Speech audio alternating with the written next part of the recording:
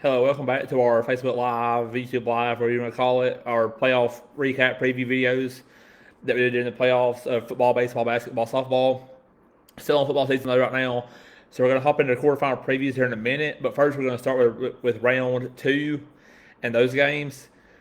Second round last week, Lexington got beat by Coastal Christian, and they started solid. Looked like I think they scored first drive of the game, and then Coastal ran away from them by the second quarter. I think it was 35-16 at halftime or something.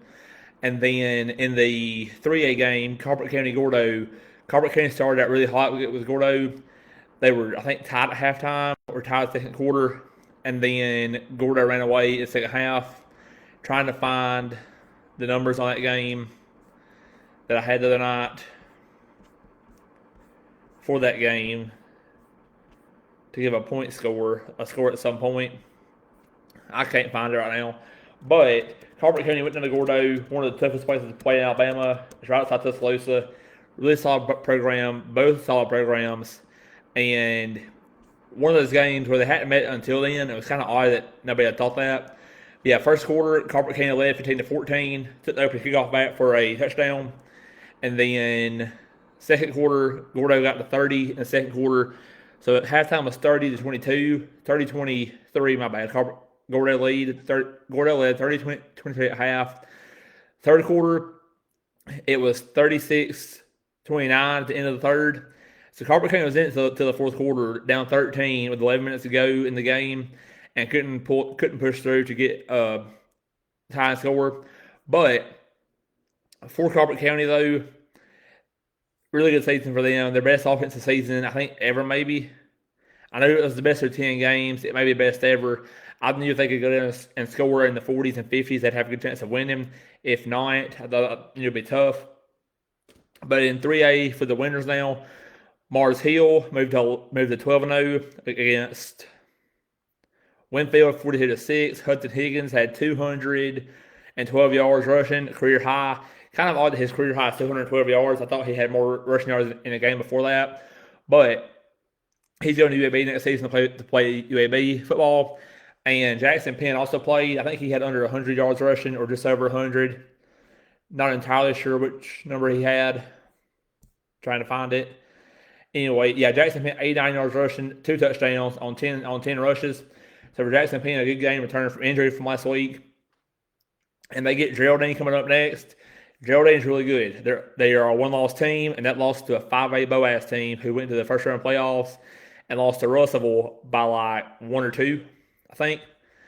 And then Russellville lost to Mars Hill by like 30. So that tells you how these two teams kind of compare. But Geraldine scores 42 points a game, right at 42 a game, allows 15 a game. And for Geraldine, they played a solid schedule. The region was 5, Collinsville, Whitesburg Christian. So this is the same region that Mars Hill, Rogers, Lauderdale County, and Carpet County played in the first round of playoffs. So Geraldine strengthened the schedule 472, strengthened the record 448. Boaz was 8-3 this year. Also Russell by 1 in overtime. So very solid schedule for Geraldine. They also played Douglas, who's a 5A, and beat them by 17. And they played Sardis, who is a 5A, and beat them by right at 30. So these two teams, very well rounded schedules, both sides. Two not heavy regions, but two regions that were not going to really test them as much. So they went outside the region, played up in class. Mars Hill played Madison Academy 4A, Russellville a 5A, and Scottsboro a 5A. Beat all three of them by 24 or more points apiece. And Mars Hill has not played a close game all season, basically. I think the closest game Mars Hill had was Madison Academy, 51-27 in week 1. So if this game gets close, I'd be interested to see how it goes because Geraldine's closest game this year was 11 points with 5 at the end of the season. And that was for the region championship, and 5 got beat by 11. But Geraldine has at least played a close game in the playoffs as well, within 16 with Westbrook Christian last week. And Rogers scored on Geraldine towards the end of the game to make it 59-27. Geraldine has scored 64 points as the most this year. They've been shut out by Boaz. And they've allowed 27 at the most and 25 in the regular season against Douglas, a 5A school. And for their key wins, it's 5 by 11. And Mars, like I already mentioned, non-regional wins, winning by 20 plus against higher classification competition. is always very impressive. The last round, I already mentioned it. Geraldine beat Westbrook Christian 31-15, and Marcel beat Winfield 42-6. I want to say Marcel got 42-0, and Winfield might have scored on Marcel's backups. Not entirely sure. I know Coach Sheegan was talking about how the players get some kind of food if they get a shutout, and they were trying their hardest to get the shutout, to keep it at 0, to get the food and all that post game or during the next week. But it's going to be a good game at Mars Hill. If Mars Hill wins and Piedmont wins, Piedmont would come here to Mars Hill, and Mars Hill will get the rare opportunity to play all 4 rounds at home and not have to travel to Birmingham for state. If Mars Hill and Gordo win, Mars Hill will go to Gordo due to traveling rules. However, I do think this could be a game. It could be the closest game of the season for both teams.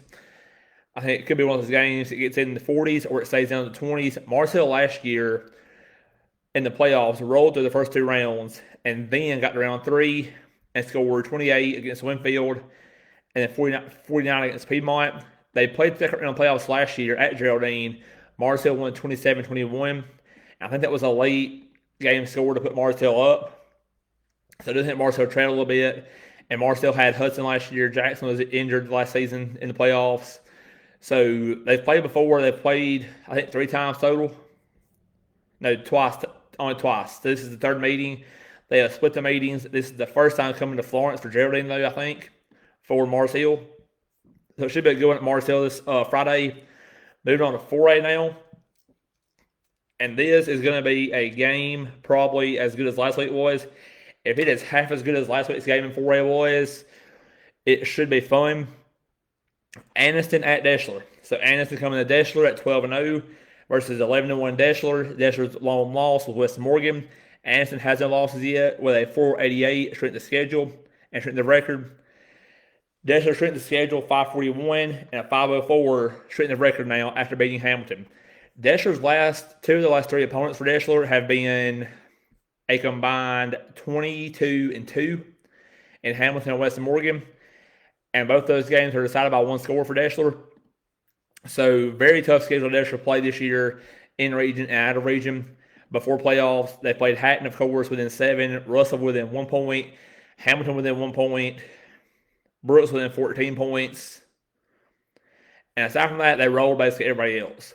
So very close game here on number-wise. Deshler has the better scoring offense, 39 points a game, to Anniston's 35.8 a game. So right at 36 a game. Anniston's defense is better, but their schedule is weaker. If you don't look too much into that on the schedule metrics, oh well, fine for you, whatever, to each their own. But I like the schedule metrics because it shows who you played, and especially out of region. So like Marshall's 12-0, playing 3 teams in the playoffs who one's in the quarterfinals and 2 went round 2. 2 went to the second round. That shows how Marshall did outside the region. Same with Deshler here. Their non-region teams went to the second round each and got beat. But due to being 19 region, only played 2 non-region games. Anniston, though, went and played Beauregard, a 5A down around Auburn. Beat them by 13 to open the season. And then Pleasant Grove, another 5A around Birmingham. No, 4A around Birmingham. And beat them by right around 30. I think 28 points total. So, and they played Jacksonville last week of the season, a 5A who was 6-6 second round playoffs, beat them by 15. Now the key for Anniston, I think, is this: keep them below 40. They have scored 40 1, 2, 3, 4, 5, 6, 7 of the 12 games. They scored 40 or more points. When they score in the 20s, they have closer games. They've beaten Cherokee County and Alexandria. Alexandria was the 2 seed for that region. Cherokee County was the 3 for that region, 3 seed. They beat Alexandria by 2 and Cherokee County by 7. I do point that out because of this. That's close games. You win at home. Those were both at home at Anniston.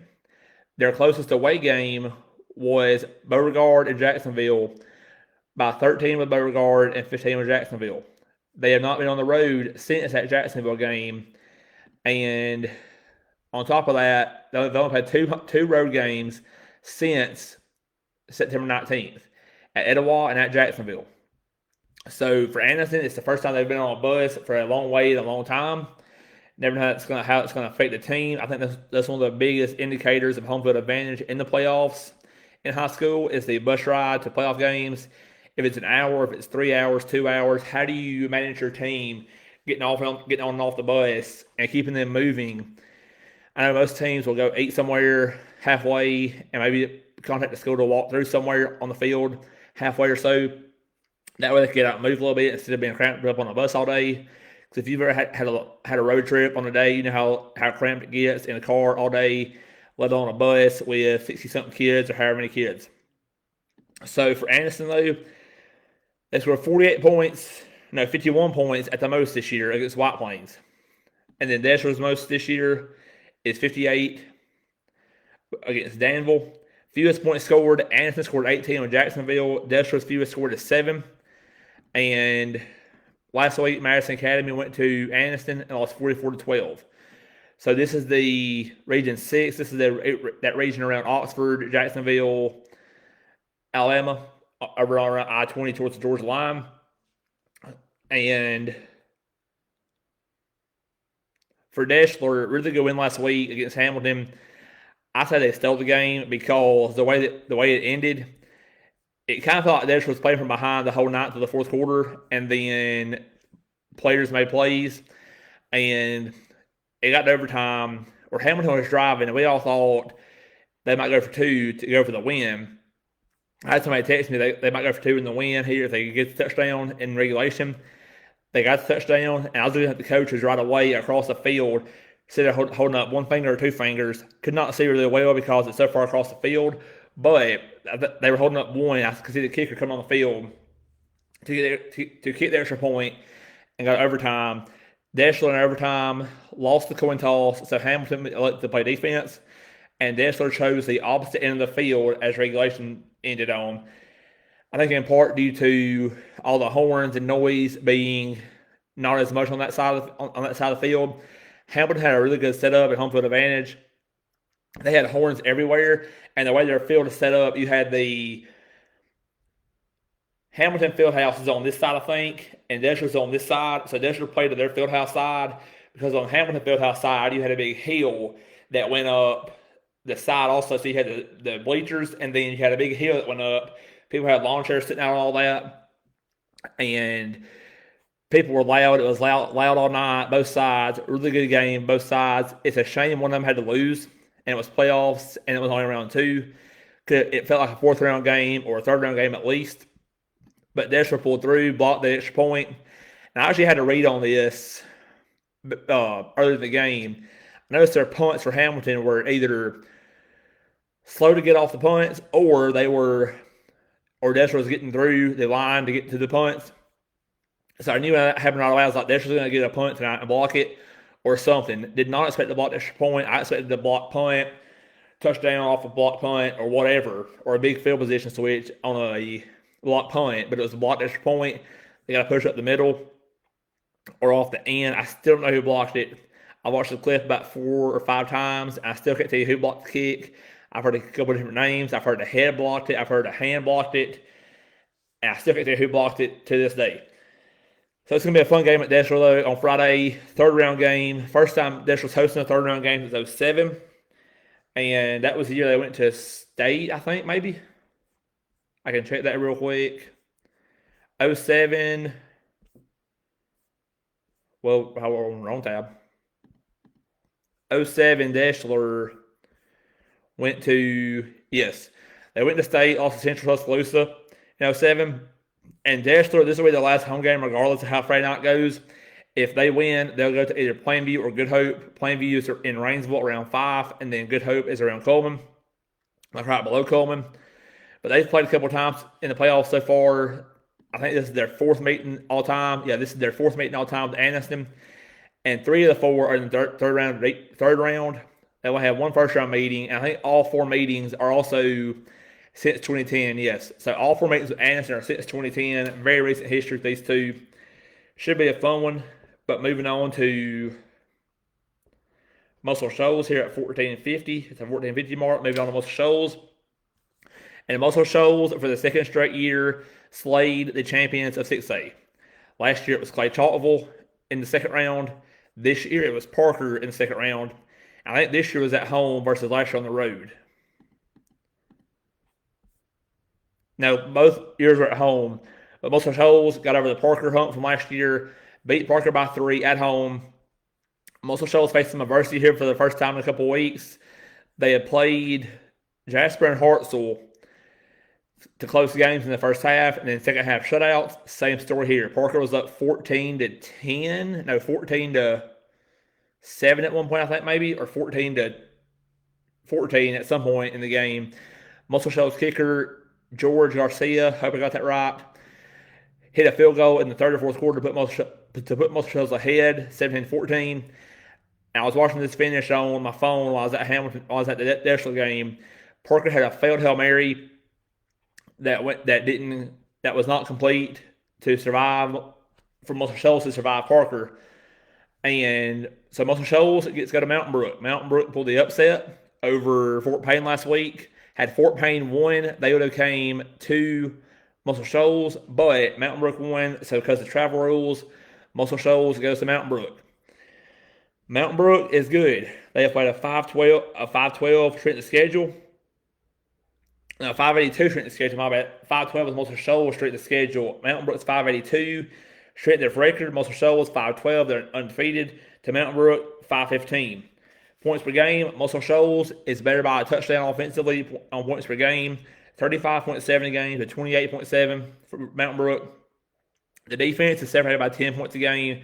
Muscle Shoals allowing 7.6 a game, and Mountain Brook allowing 17 a game.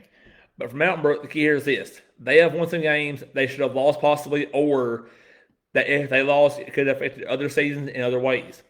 So they beat Hueytown, a third-round team in 6A, by 3 in overtime. That was on the road. And that was at Mountain Brook.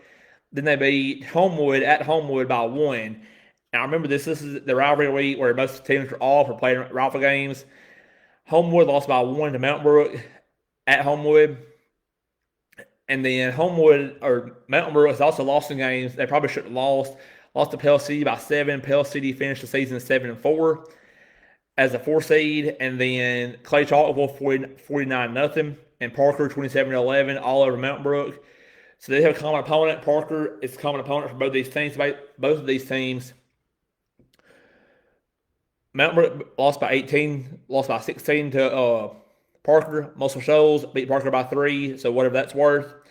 But Mountain Brook has scored 44 as their highest this year, so they're not a heavy scoring team like Muscle Shoals, Mars Hill, or whoever.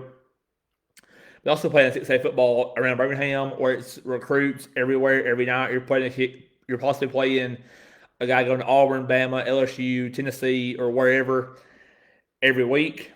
And their fewest points scored, they got shut out by Clay Chalkville, of course, at home. And they have also had a shutout against Huffman, 43-0. So Huffman finished the season 2-8. So Mountain Brook is good. They were on the road last week, beat Fort Payne. They have played Muscle Shoals a couple times in the past in playoffs. Last time they played was 2022 in the semis at Muscle Shoals. And Mountain Brook won that 28-7 before losing state to Saraland in 2022. I think Ryan Williams was at Saraland in 2022 still. He might have been 15 years old. We all know his age because they said it 40,000 times on ESPN last year. And for key wins, though, for Mountain Brook, this is the most key wins I put down for any team this season, I think. Key wins. Hueytown by 3 in overtime. Oxford by 28. Homewood by 1 in overtime. Pittston Valley by 4. So close games. Mountain Brook is no stranger to close games. They haven't had close games since Pittston Valley on October 9th. Muscle Shoals has played close games in the first half and the second half shutouts, and they put the team away. Jasper and Hartselle had 15-17 in the first half, and then nothing else the rest of the game. Muscle Shoals locked in, and Hartselle was actually like 17-14 at half or 17-10 at half.